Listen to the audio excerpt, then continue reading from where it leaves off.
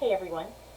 This video is going to go over the PowerPoint for Chapter 3, Writing a Convincing Argument.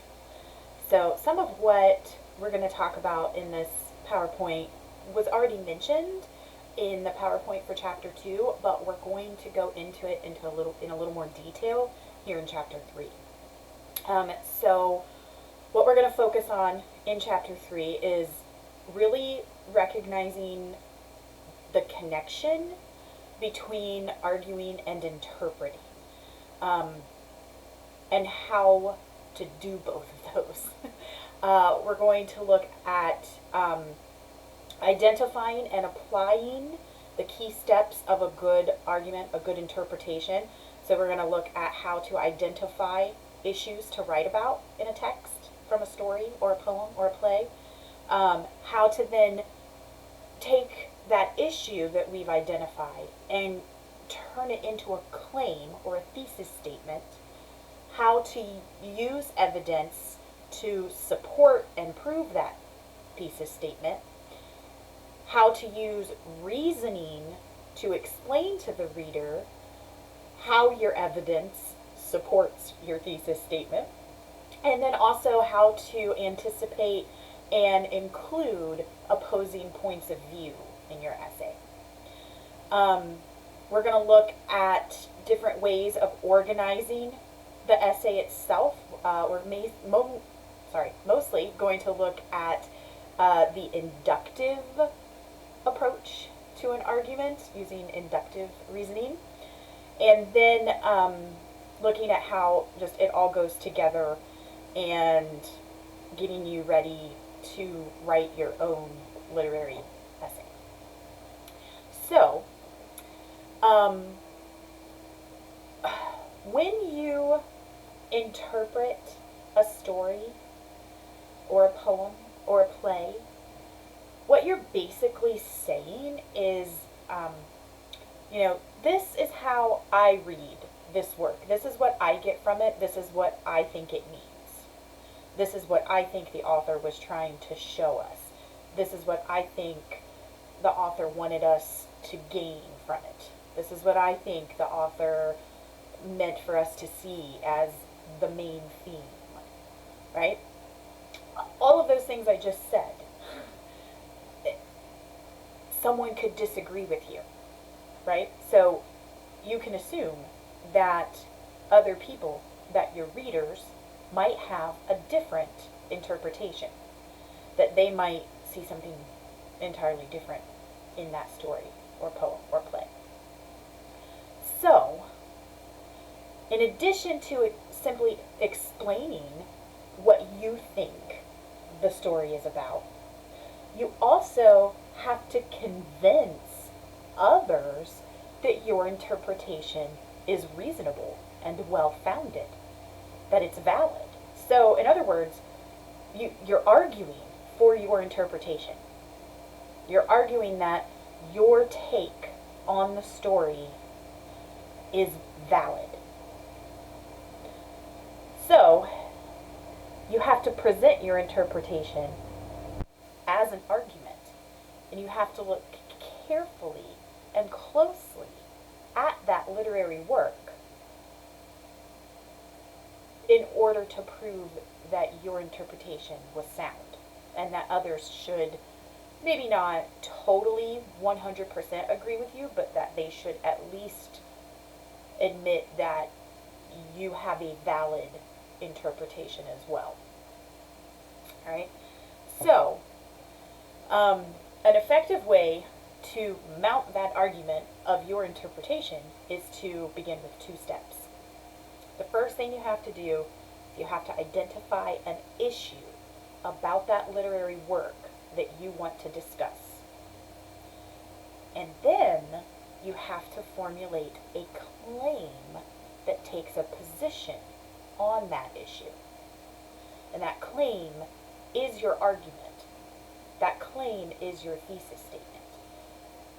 But you have to identify an issue first before you can really just create a thesis statement out of thin air. You have to make sure that the claim you're making is grounded in something that is that encapsulates the whole work. So we're going to look at how to do that. So first thing is identifying an issue. You know, it's an issue is a subject or a problem that people argue about, that they discuss, they debate, right? And in this context, talking about literature, many issues that people argue and debate really come down to the theme of the piece. That's what we most often argue and debate about. Certainly, it's what is big enough and worthy enough to get a whole essay out of. We might quibble and bicker and argue over little details about a story or a poem, but when we're talking about an issue, something that encompasses more than just those little teeny tiny details, something bigger, that's what it often ends up relating to, is the theme, right? So a good way to identify an issue is to see it as a question that does not have an obvious answer to it. So when you're thinking about a story or a poem, even if you think you already know the answer, to make sure that you're on the right track, start posing questions about the story or the poem. And if you can get to a really good question, right? And knowing the answer to that question would tell us a lot about the story, then you probably have a pretty good issue to work with, right? If you think back to the self-questioning method that we talked about in the Chapter 1 PowerPoint, that kind of questioning is what is going to help you come up with an issue. In addition to helping you come up with all the supporting evidence that you're going to end up using. Those questioning methods, you can use them now, in the beginning, to help you come up with your issue that you need to even start the whole process with. All right? But try to think of, this first step, identifying an issue. Remember that using a question technique can help you identify a pretty good issue to use, right? So, let's take Eveline as our example here, okay? And this is one of the reasons why I wanted you guys to read it, even though we're not going to be writing an essay about it. I felt like it was a short enough story, easy enough to comprehend what was going on in the story, that we could then use that as our common denominator to think about how to begin writing literary essays. And this is one example where it's going to come in very handy that we've all read this story. So thinking about how to identify an issue so that you can start this whole process, let's think of Eveline. Let's think of everything in Eveline that we questioned, right?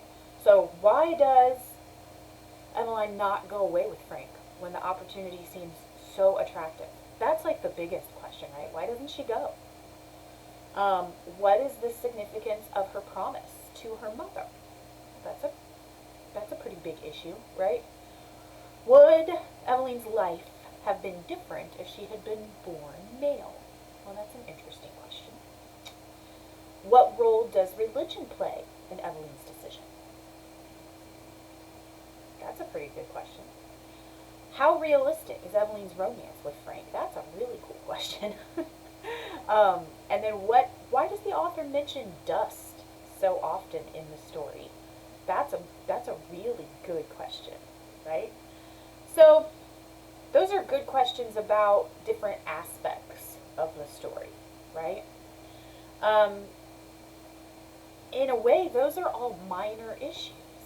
They're obvious questions. Those are the questions that we come up with easily and quickly as we're reading the story and once we finished reading it. These questions are like, they're right there, on the tip of our tongue as soon as we start reading and the whole way through. Why doesn't she go? What is up with this promise to her mother? Like, these are things that we recognize pretty quickly, but they're all minor issues because they're all kind of, not one of those issues has yet really touched on the whole of the story, right? But they're taking us in the right direction, you know. But we need to identify a broader issue that might include some or all of those minor issues, right? So thinking about this story and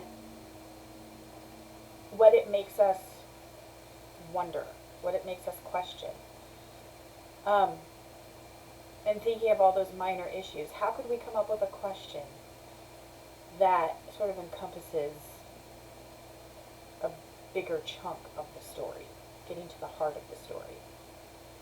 How did social custom and her religious upbringing condition Evelyn to abandon her hopes and dreams for a better life? That's pretty deep. All right, so we're getting there. We could include the idea of gender if we, in answering that question. We could throw in the issue about gender. We could definitely touch on the question about religion. We could definitely talk about the promise to her mother. All of those smaller issues that we identified at first, really quickly and easily, those can be brought in and incorporated to answer this bigger issue question, right? How did social custom and her religious upbringing condition Evelyn to abandon her hopes and dreams for a better life? Because that is ultimately the bigger issue in the story, is that, it's not just why didn't she go with Frank because the opportunity seemed so attractive. All of those things are why she didn't go. And her not going isn't just a spur of the moment decision that she made, like, oh, nope, I'm too scared, I'm not going. There were a lot of things that factored into her not going, and they are all evidence of the fact that she has no hope, no belief that that her life could be any better. Really sad, actually. Alright, so we have this issue, and we know that we can draw in some of those smaller minor issues to help us answer that issue question, and we know that that issue question kind of tackles a larger component of the story than just those smaller ones do. So we're in good shape now. So we have our issue, and we've stated it in the form of a question. The next step then, if you remember, is making a claim, turning it into our claim, our thesis statement. So how do we do that? Okay, so once you've identified that issue, that question, now you can answer it. And when you answer it, that's your claim. So, for example, we can look at the minor issue, one of the minor issues that we talked about on the last slide. So the first minor issue listed was, why does Evelyn not go away with Frank when the opportunity seems so attractive? Let's answer that. Afraid of failing on her own, Evelyn retreats into the familiar, telling herself that life with her father cannot be as frightening and risky as a risky unknown life with Frank. So we took that issue question and we created a claim in the form of an answer to that question. Here's the other example. When we identified the bigger issue that we could work with. How did social custom and her religious upbringing condition Eveline to abandon her hopes and dreams for a better life? Let's turn it into an answer. Religious and social traditions have trapped Eveline. Her Catholic upbringing, her responsibilities as a dutiful daughter, and her promise to her dying mother make it impossible for her to imagine leaving home and seeking a new life for herself.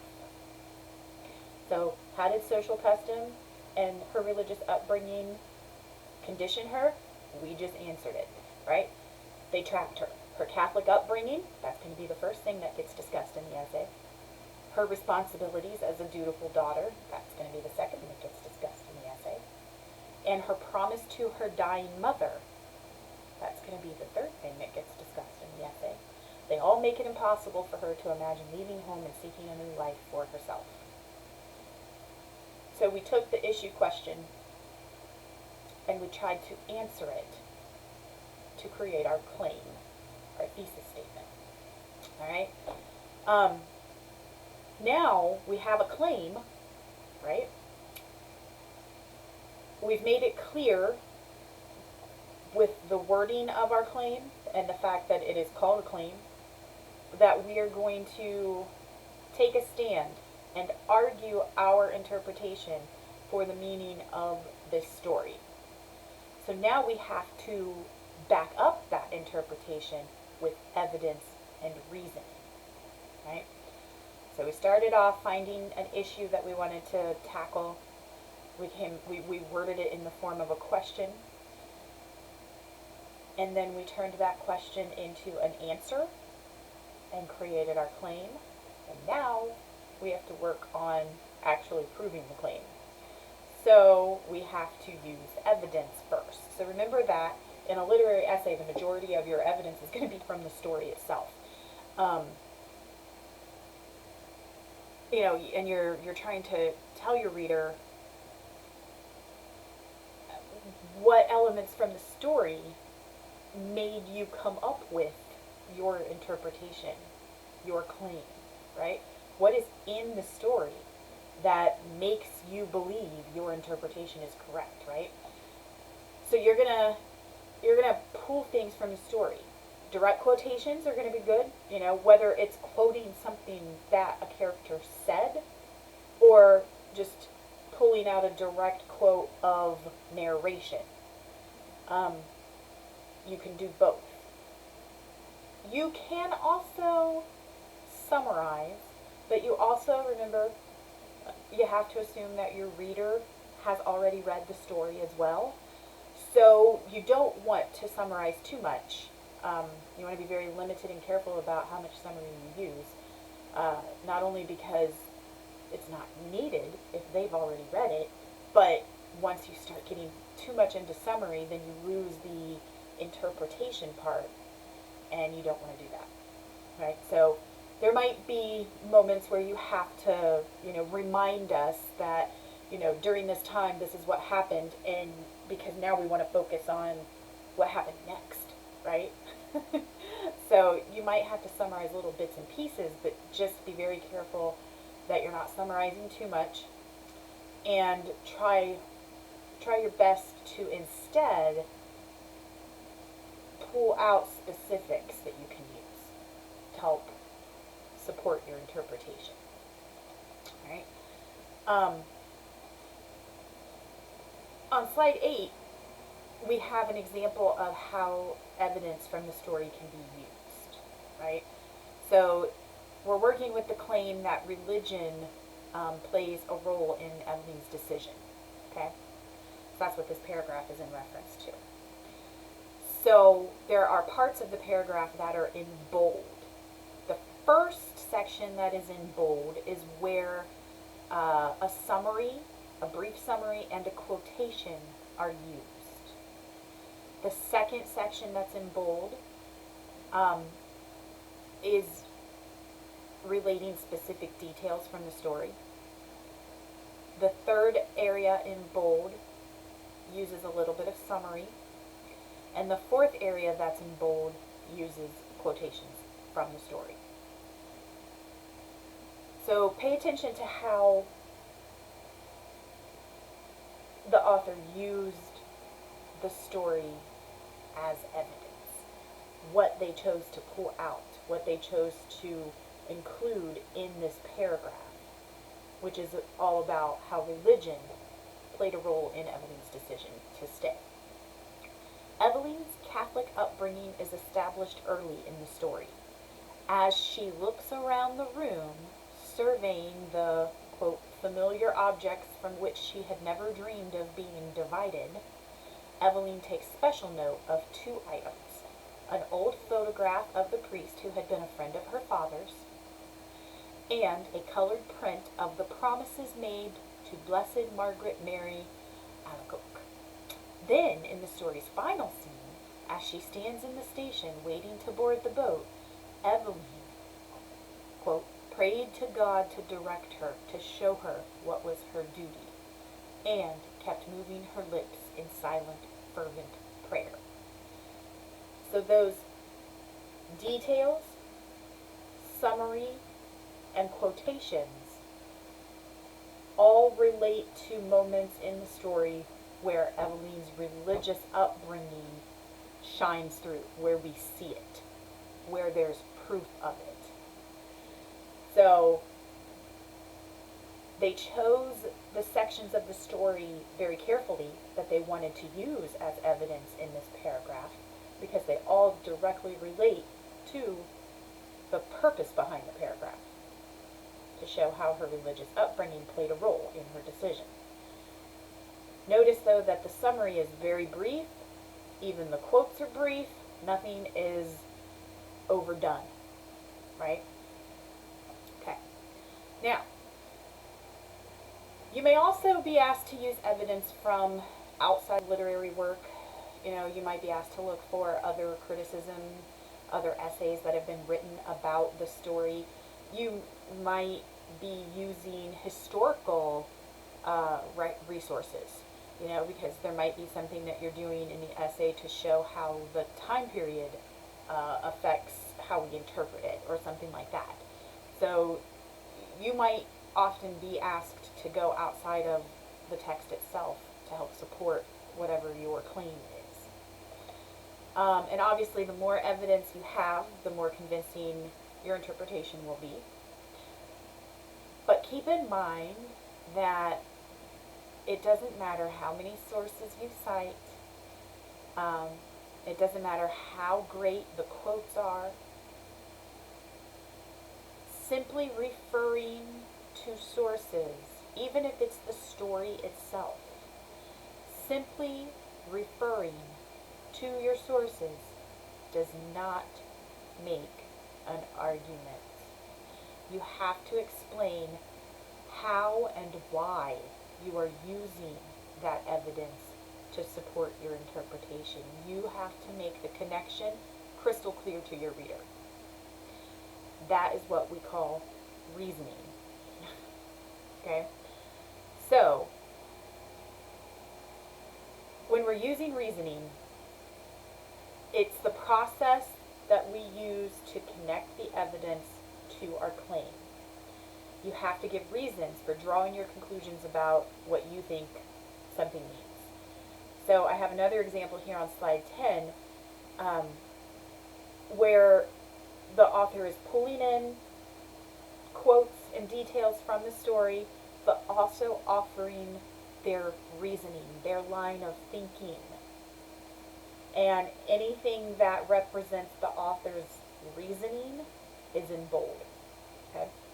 Remember, the reasoning is how the author is connecting the details from the story to their own interpretation, explaining how that detail from the story backs up their interpretation.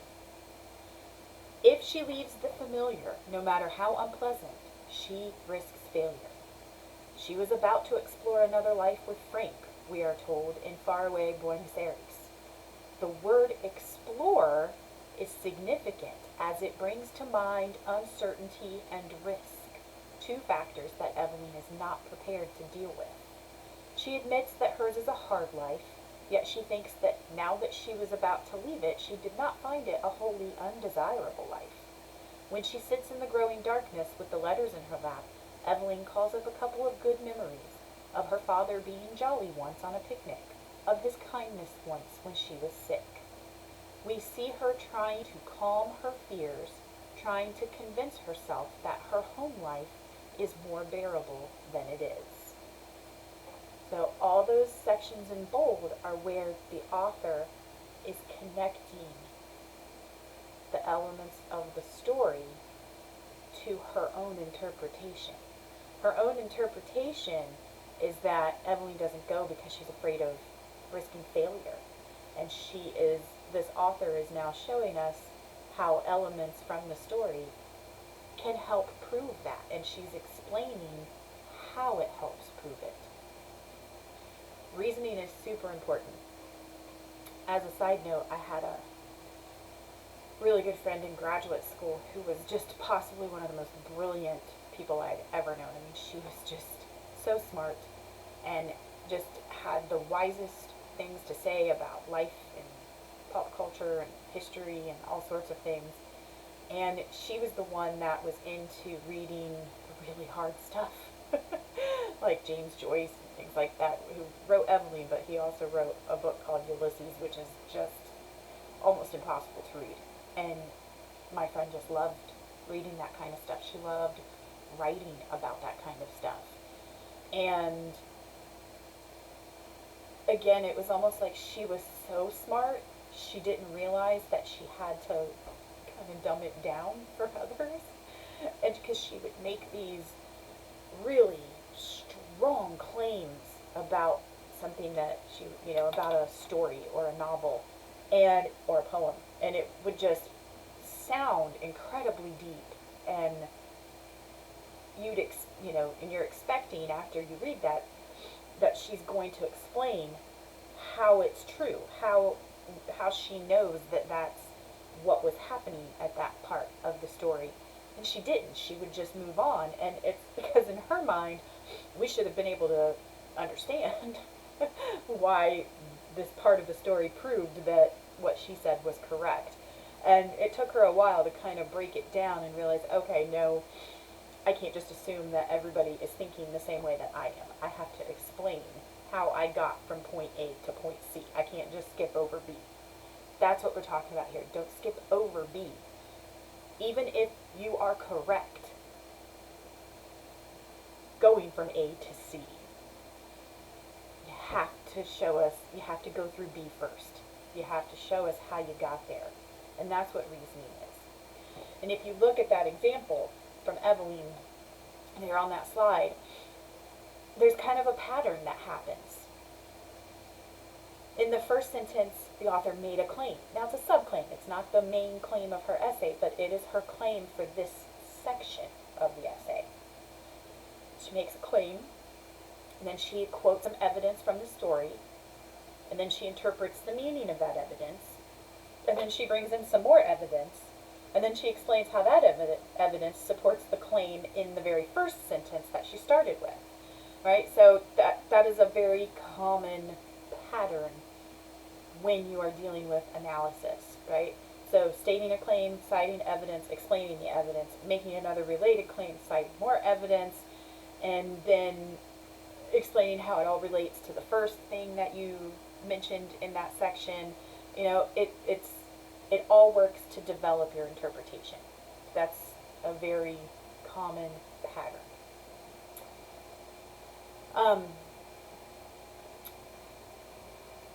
There's another example. It's a really great example on slide 12, where you can see the reasoning, like it's in bold, right?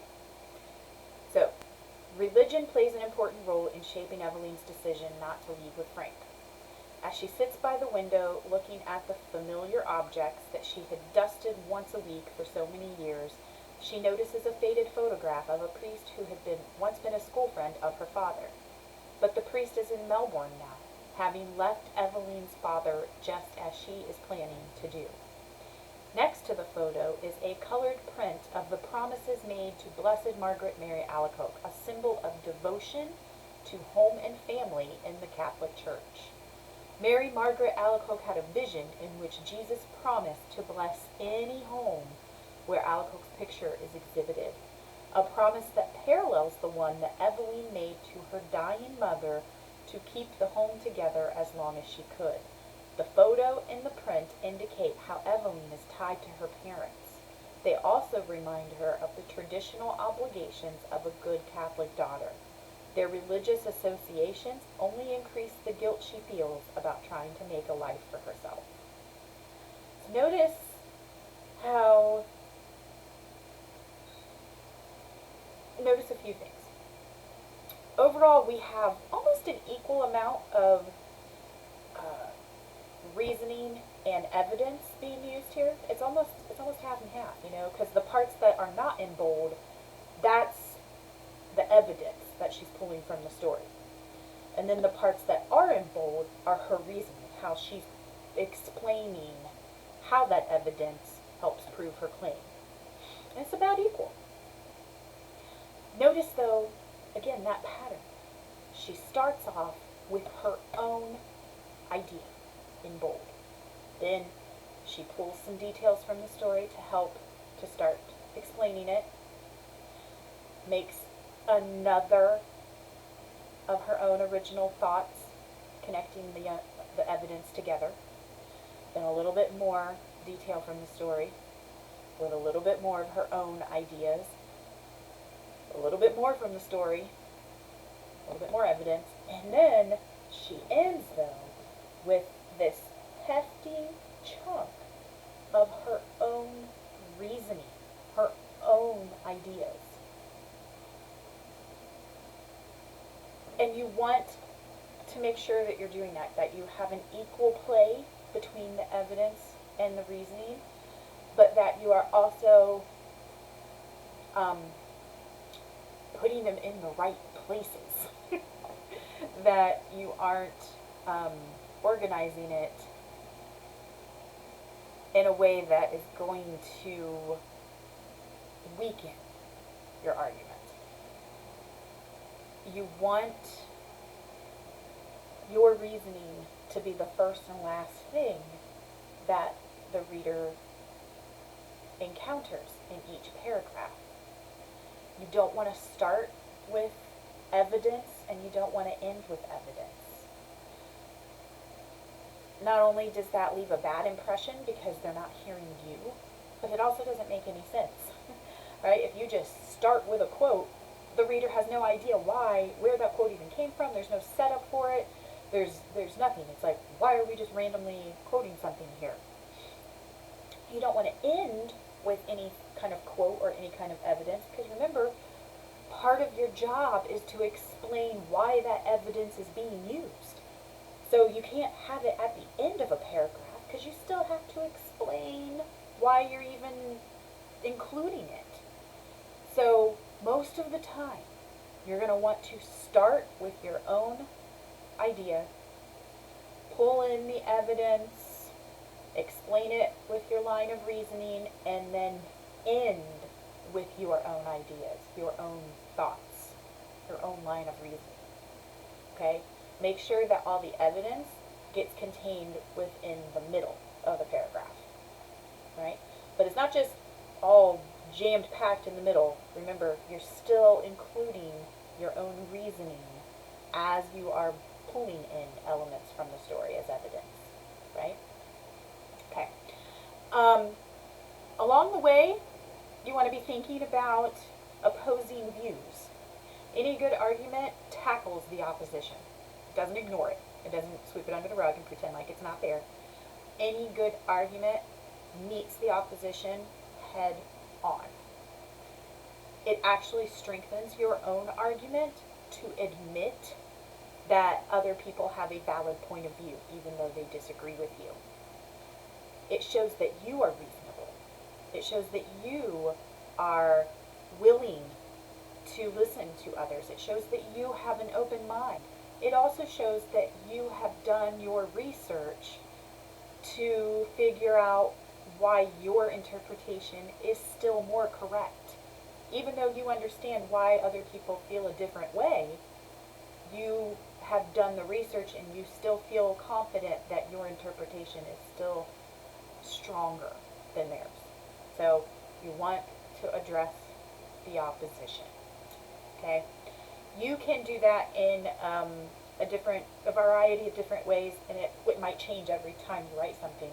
Sometimes you can address the opposition almost right away. Like you have your introductory paragraph, and then before you get into your own interpretation, you can have a section there towards the beginning where you kind of go into some of the opposing points of view.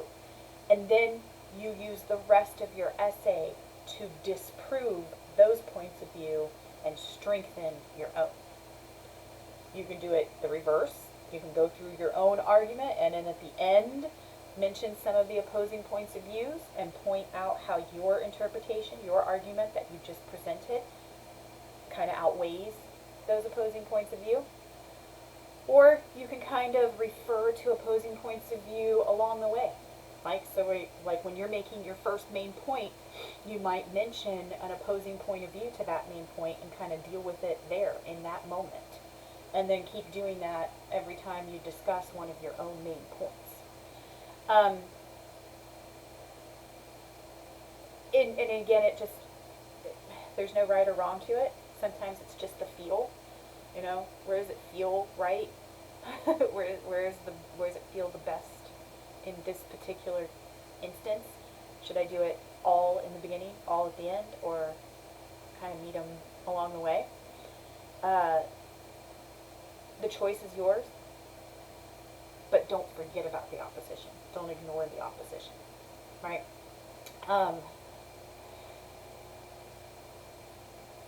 The last thing I want to talk about is how to organize the whole thing, right? Most of the time we're going to go with inductive reasoning. Inductive reasoning is where you're looking at a specific example of something and you're going to draw a conclusion based on that specific example. So you're looking at the details in the story to formulate a larger, more general interpretation. So we have a major claim here. Evelyn doesn't leave with Frank because she subconsciously suspects he will not really save her and give her life. So our minor claims that we're going to use, these are the main points in the essay. Evelyn doesn't really know much about Frank. That's one thing that makes us think that she subconsciously suspects that he won't make her happy. We know that there's moments in the story where she may recognize that what he has told her is not entirely true. We know she has first-hand knowledge of the duplicity men are capable of, her own father, and that the ending, how he leaves, seems to confirm her suspicions, right? Now, so that's our claim. That's what we're going to have as our thesis statement in our introduction, that major claim. And then the body of the essay is going to flesh out each of those minor claims. Those are like our 4 main points. Now, if we could kind of list some of the details, some of the evidence that we are going to use for each of those minor claims, we have a very good plan to start drafting. And that is exactly what you see on slide 15. We still have our major claim listed, right? Evelyn doesn't leave with Frank because she subconsciously suspects that he will not really save her and give her life. Her doubts and suspicions make it impossible for her to overcome the power of family and religion. So here's our minor claims. Remember, Evelyn doesn't really know much about Frank. Well, how do we know that? We know they only met a few weeks ago. They had come to know each other, which is very vague and unclear, and there's no last name given for Frank, right? So those 3 details, those 3 pieces of evidence from the story are what we would include in that section to prove our first main idea that Evelyn doesn't really know much about Frank. Our second minor claim. She may recognize that what he has told her is more fiction than fact, or too good to be true. Some elements from the story that kind of show us this, that prove this. There are exotic tales of distant countries, and he refers to the terrible Patagonians. There's this pleasantly confused feeling when he sang about the lass that loves a sailor. He claims he has fallen on his feet in Buenos Aires, but very vague, not a lot of specific details or content. There's this romantic promise he makes that he has a home waiting for her. And then her father really gives the best kind of evidence that he might be too good to be true when he says, I know these sailor chaps, right? So again, all those things are elements, they're details, evidence from the story to help us prove and explain that second minor claim. And then we have the third and the fourth. We are ready to draft now. Now we just have to create a whole introductory paragraph where we have that major claim included. And then we have the outline, the organization for the body of the essay, right? We don't know yet exactly how many paragraphs each minor claim will require, and that's okay. But we know the order of them, right? We know what evidence we're going to pull in from the story. Now we just have to fill in those blanks with our reasoning, our explanation, connecting them, and then we have the concluding paragraph. So using inductive reasoning is a very helpful way of organizing. And remember too that we often remember what we read last. So when you use inductive reasoning, you're using those smaller elements to help prove something bigger. Think very logically and carefully about the order of those minor elements, those minor claims. We typically start with the minor claim that is either least persuasive or that we have the least amount to say about it, and we work our way down to the most important, the most impressive, the most convincing, because we tend to remember what we read and see and hear last. So you want to end with the big bang, if you will, right? But just keep in mind that you have to find an issue first. Use the questioning techniques to do that. Once you have one that you really want to work with, take that question and answer it to form your claim. Then use evidence, specific elements from the story that help prove that claim, but don't forget to include your reasoning, your line of thinking, explaining to the reader why you chose that piece of evidence from the story to help prove that claim. How is it connected? How did you get from A to C? Don't forget about B, right? And don't forget about the opposing points of view. Deal with them where you see fit, but don't ignore them and don't pretend they're not there, right? You can do this, right?